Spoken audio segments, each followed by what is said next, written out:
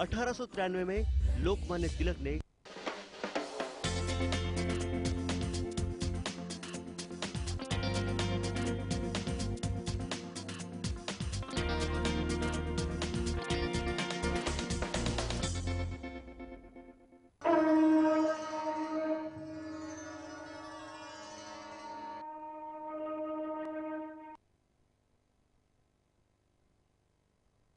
वक्रतुंड महाकाय सूर्यकोटि समप्रभा निर्विघ्नं कुरु मे देव सर्वकार्येषु सर्वदा।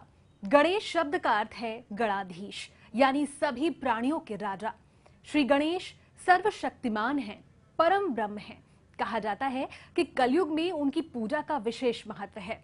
हम अपने जीवन में श्री गणेश से बहुत सी शिक्षाएं भी ग्रहण करते हैं। अपनी मां पार्वती की आज्ञा का पालन करते हुए श्री गणेश अपने पिता सदाशिव से मृत्यु तक स्वीकार कर लेते हैं, लेकिन माता की आज्ञा टलने नहीं देते। तो कभी अपने पिता की कुल्हाड़ी का सम्मान करते हुए परशुराम के वार को अपने दांत पर झेल लेते हैं, तो कभी कार्तिकेय को बुद्धिमता की स्पर्धा में पछाड़ देते हैं। ऐसे ही हैं श्री गणेश की लीलाएं। तो चलिए शुरू करते हैं श्री गणेश लीला।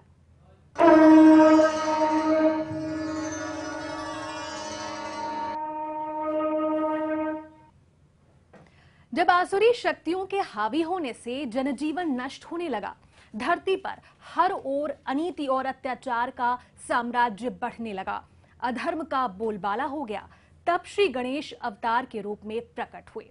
आसुरी शक्तियों का विनाश कर देवी देवताओं का उनका अधिकार लौटाया और धर्म की स्थापना की, जिससे लोगों को सुख शांति मिली।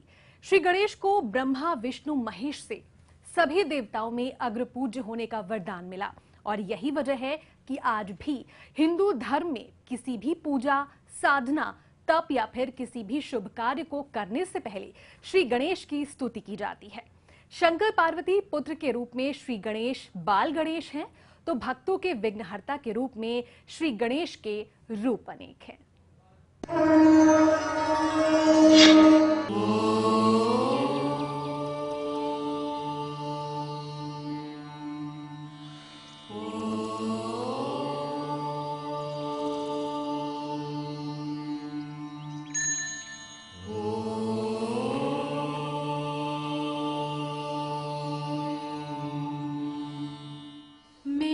आराधना हूं, मैं पूजा हूं, मैं भक्ति हूं। हे मानव, समस्त देवी देवताओं में अग्र पूज्य विघ्नहर्ता श्री गणेश को प्रसन्न करने का मार्ग मुझसे ही होकर सुख करता दुख हरता श्री गणेश तक पहुंचता है।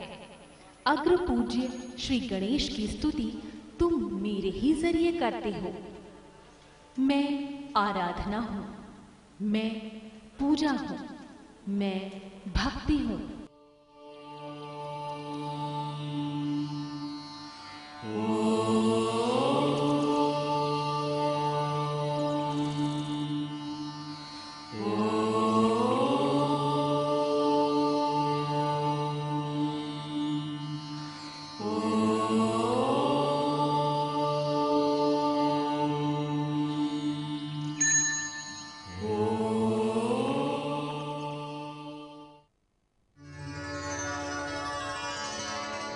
वक्रतुंड महाकाय सूर्यकोटि समप्रभ निर्विघ्नं कुरु मे देव सर्वकार्येषु सर्वदा।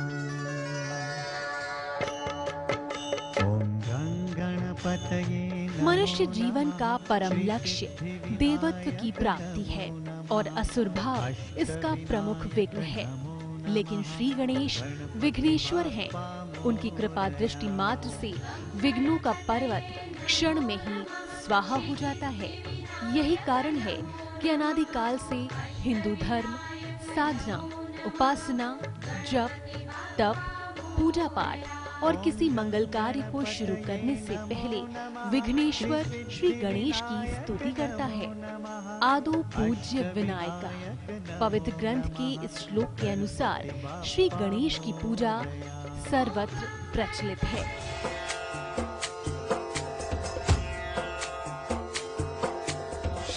लाल चढ़ायो अच्छा गजमुख को, सोंदिल लाल विराजे सुत गौरी हर को, हाथ लिए गुड़ लड्डू साई सुरवर को, महिमा कहे न जाए लागत हूँ पद को।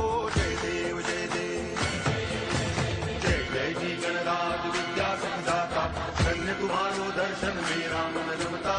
जय देव जय देव।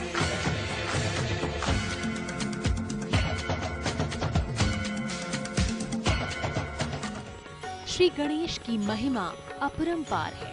यही कारण है श्री गणेश अपने भक्तों में सबसे प्रिय देवता माने गए हैं। भक्तों के विघ्नहर्ता, देवों के देव महादेव शंकर भगवान और माता पार्वती के भी चहेते पुत्र हैं। माँ पार्वती के पुत्र के रूप में श्री गणेश नटखट बाल गणेश, तो भक्तों के विघ्नहर्ता के रूप में श्री गणेश के रूप अनेक। जय गणेश जय गणेश जय गणेश देवा, जय गणेश जय गणेश जय गणेश देवा। माता जाकी पार्वती पिता महादेवा, माता जाकी पार्वती पिता महादेवा।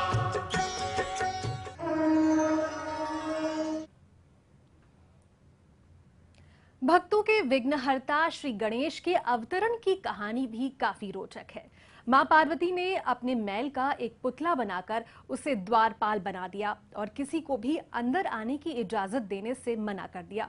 इसी दौरान भगवान शिव अपनी पत्नी यानी पार्वती से मिलने पहुंचे, लेकिन द्वार पर मौजूद बालक गणेश ने भगवान शिव को अंदर प्रवेश नहीं करने दिया और फिर भगवान शिव ने क्रोध में आकर बाल गणेश का वध कर दिया, जिससे मां पार्वती क्रोधित हुई और उन्होंने पुत्र को पुनर्जीवित करने को कहा और फिर प्राप्त हुआ श्री गणेश को गज रूप और ब्रह्मा विष्णु महेश से अग्र पूज्य होने का भी वरदान मिला।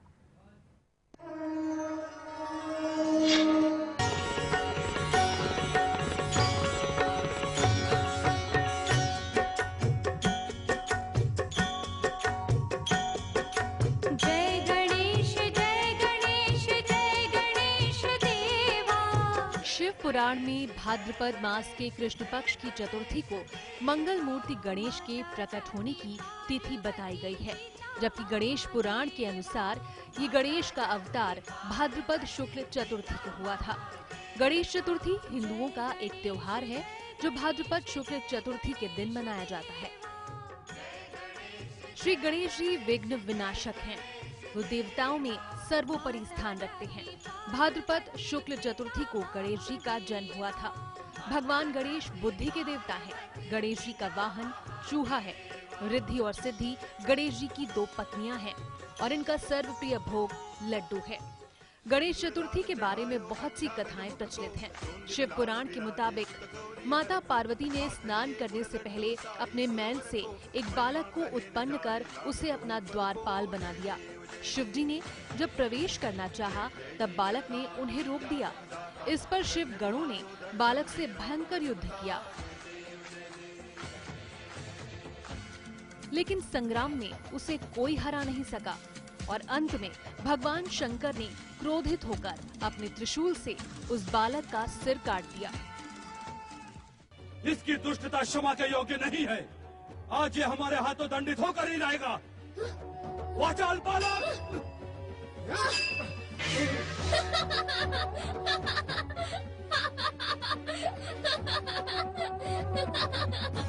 देवाधिदेव महादेव, क्यों व्यर्थ परिश्रम कर रहे हैं? आपने मेरी शक्ति देख ली ना, मैं पराजित होने वाला नहीं।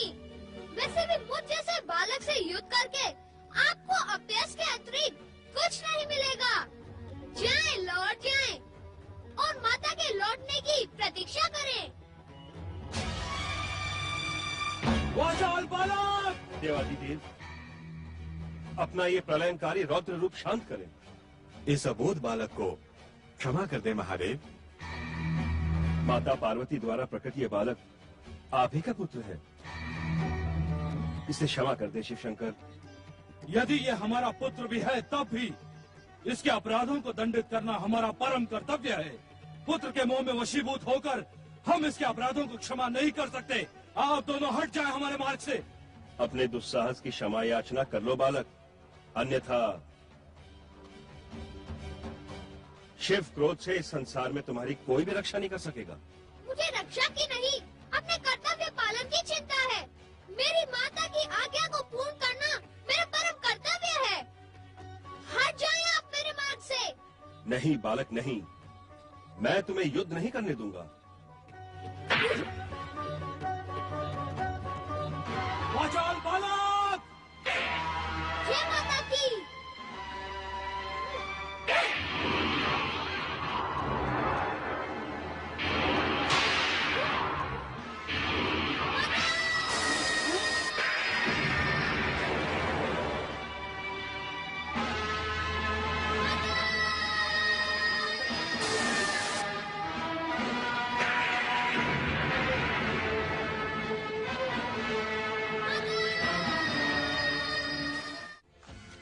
बालक के वध से पार्वती नाराज हो उठी।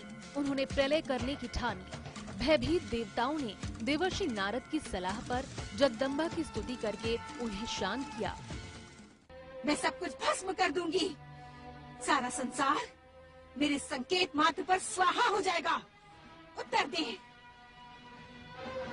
उत्तर दे मुझे, उत्तर दे।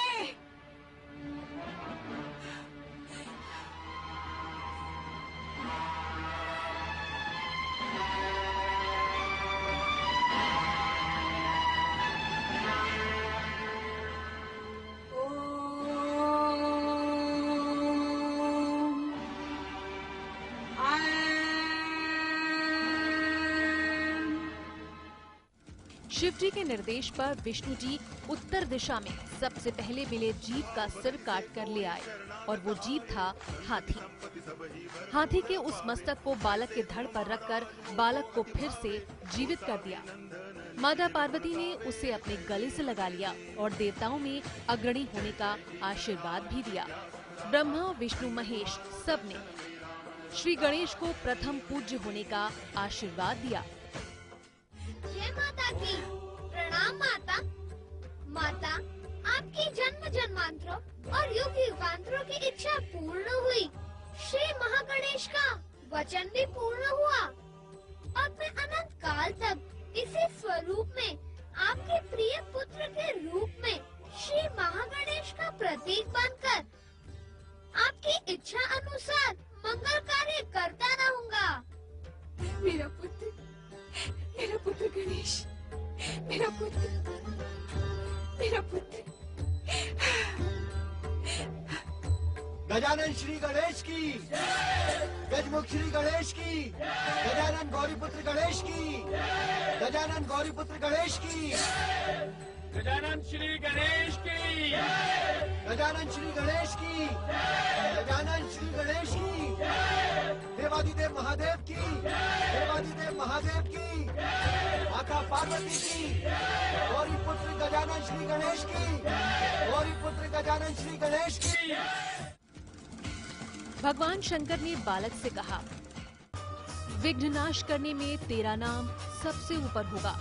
तू सबका पूज्य बनकर मेरे समस्त गणों का अध्यक्ष होगा। गणेश्वर, तू भाद्रपद मास के कृष्ण पक्ष की चतुर्थी को चंद्रमा के उदित होने पर उत्पन्न हुआ है। इस तिथि में व्रत करने वाले के सभी विघ्नों का नाश होगा और उसे सब सिद्धियां प्राप्त होंगी। और इस प्रकार उसी दिन से किसी भी पूजा में सबसे पहले श्री गणेश को ही पूजा जाता है।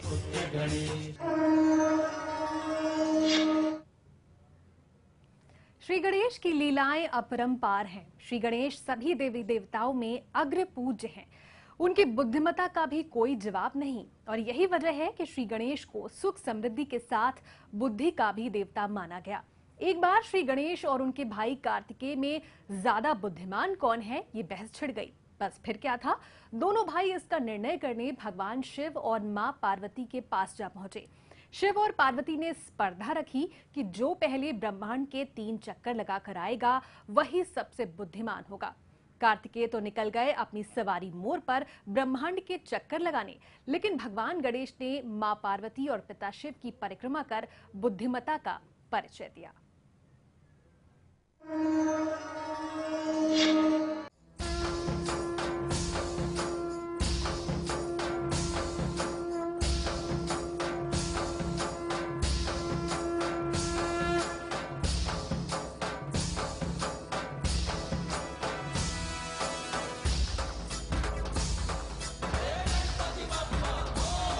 शिव और पार्वती के 2 पुत्र थे, कार्तिक और गणेश।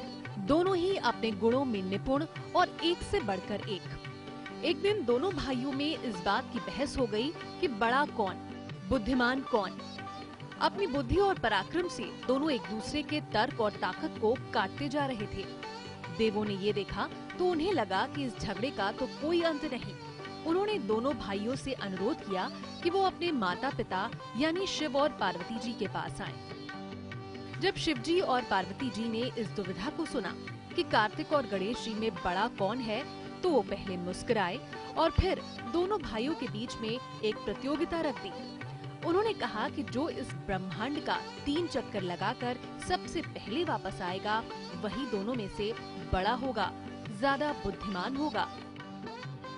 दोनों भाइयों ने इस शर्त को मान लिया और निकल पड़े ब्रह्मांड के चक्कर लगाने। कार्तिक अपनी सवारी मोर पर विराजमान हुए और तेज गति से उड़ चले। उधर गणेश जी भी अपनी सवारी चूहे पर सवार होकर चल दिए ब्रह्मांड भ्रमण के लिए। पर कहाँ मोर की उड़ान और कहाँ चूहे की चाल। गणेश जी को लगा कि वो कितनी भी कोशिश कर लें, लेकिन वो कार्तिक को हरा नहीं पाएंगे। तभी उनके मन में एक विचार आया। उन्होंने माता पार्वती और महादेव शिव का मन से ध्यान किया और उनके ही 3 चक्कर लगा दिए।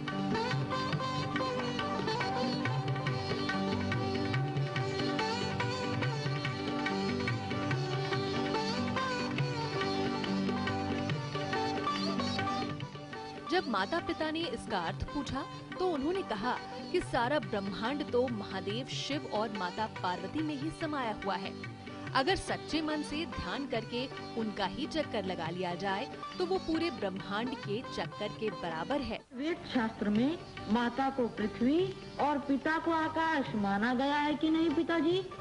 माना गया है बेटे। मैंने अभी आप दोनों की परिक्रमा की या नहीं? की। तो मैंने धरती और आकाश दोनों की परिक्रमा कर ली, ये आप मानते हैं कि नहीं? मान गए गणेश, तुम गणनायक ही नहीं बुद्धि विनायक भी हो। जब कार्तिक लौटे तो गणेश जी को वहाँ पाकर आश्चर्यचकित रह गए, लेकिन जब उन्होंने गणेश जी का तर्क सुना तो उन्होंने भी अपनी हार मान ली और उन्हें शत शत नमन किया। और इस प्रकार श्री गणेश बुद्धि परीक्षा में अव्वल आए।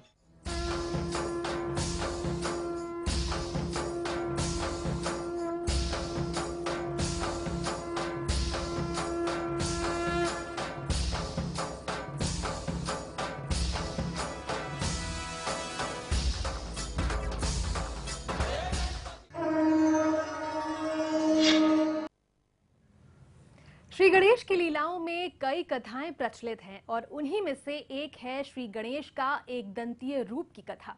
एक बार भगवान शिव और मां पार्वती विश्राम गृह में थे और इसी दौरान भगवान शिव के भक्त परशुराम ने भगवान शिव से मिलने की इच्छा जताई और द्वार पर उनका सामना हुआ बाल गणेश से। भगवान शिव से मिलने पहुंचे परशुराम को जब गणेश ने द्वार पर रोक दिया, तब क्रोधित परशुराम ने भगवान शिव द्वारा दी गई कुल्हाड़ी से बाल गणेश पर वार कर दिया। परशुराम के पास भगवान शिव की दी हुई कुल्हाड़ी थी, तो अपने पिता की कुल्हाड़ी का सम्मान करते हुए श्री गणेश ने कुल्हाड़ी का वार खाली नहीं जाने दिया और वार को अपने दांत पर झेल लिया, जिससे उनका एक दांत खंडित हो गया और इस प्रकार उनका नाम पड़ा एकदंत।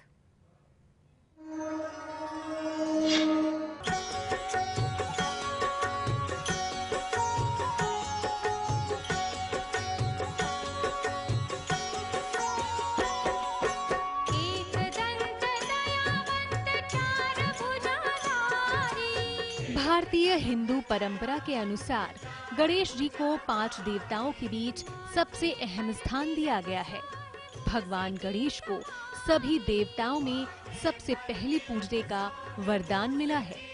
किसी भी शुभ काम, अवसर या उत्सव से पहले उन्हीं की आराधना की जाती है और उनका ही नाम लिया जाता है। इससे सभी काम सफलतापूर्वक पूरे होते हैं और किसी भी प्रकार की बाधा नहीं आती। गणपति के 108 नामों में से एक है एकदंत। इसके पीछे की कथा भी काफी रोचक है।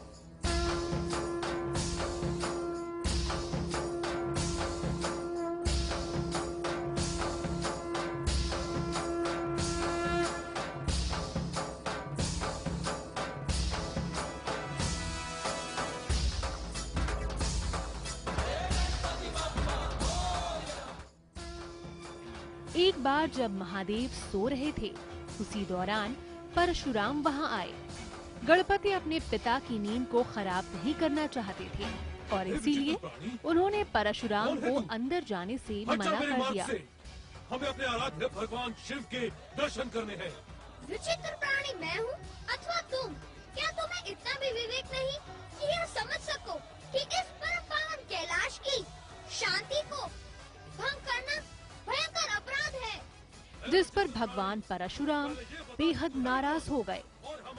उन्होंने अनेक बार अंदर जाने का प्रयत्न किया, लेकिन गणेश जी ने उनकी हर कोशिश को नाकाम कर दिया। परशुराम गुस्से से आग बबूला हो गए। ना दिया जाए। ओ, हमें माता पार्वती के नहीं, अभी तो अपने आराध्य भगवान शिव के दर्शन करने हैं। इस प्रकार हंसकर तू हमारा अपमान कर रहा है, गजमुख। अर्थात अब तो तुम मुझे पहचान गए। परशुराम और गणेश जी के बीच युद्ध छिड़ गया। मेरा मार्ग अवरुद्ध करके तूने अपने सर्वनाश को आमंत्रित किया है। सावधान, शिव त्रिशूल से टकराने का दुस्साहस न कर, अन्यथा तू यहाँ से जीवित नहीं लौटेगा।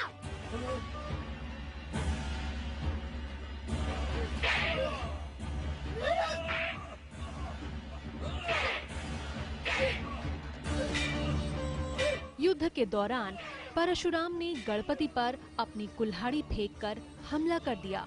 ये कुल्हाड़ी उन्हें शिव भगवान से ही प्राप्त हुई थी।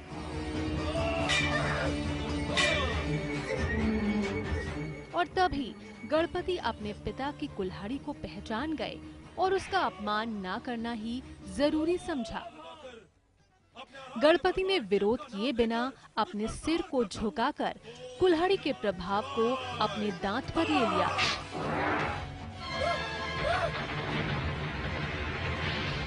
जिससे उनका दांत टूट गया और तभी से उनका एक नाम एकदंत पड़ गया। इस कहानी से भगवान गणेश के अपने माता पिता के प्रति आदर, सम्मान और श्रद्धा की भावना व्यक्त होती है।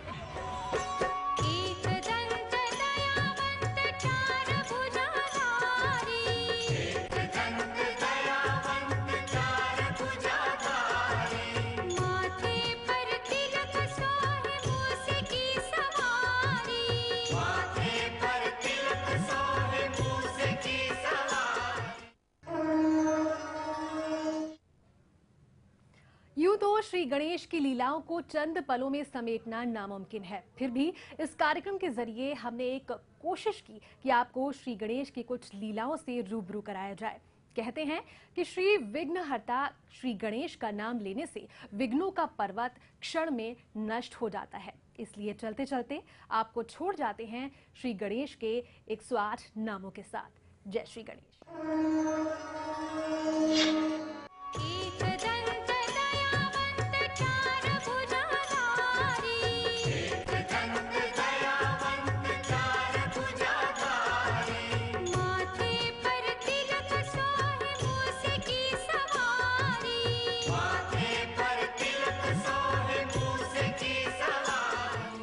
बाल गणपति भालचंद्रः बुद्धिनाथः धूम्रवर्णः एकाक्षरः एकदन्तः गजकर्णः गजाननः गजवक्रः गजवक्त्रः गणाध्यक्षः गणपतिः गौरीसुतः लंबकर्णः लंबोदरः महाबलः महागणपति महेश्वरः मंगलमूर्तिः मूषकवाहनः निधीश्वरं प्रथमेश्वरः शूपकर्णः शुभमः सिद्धिदाता सिद्धिविनायकः सुरेश्वरमः वक्रतुण्डः अखूरतः अलंपता अमितः अनंतचिद्रूपमः अवनीशः अविघ्नः भीम भूपतिः भुवनपतिः बुद्धिप्रिय बुद्धिविधाता चतुर्भुजः देवादिवः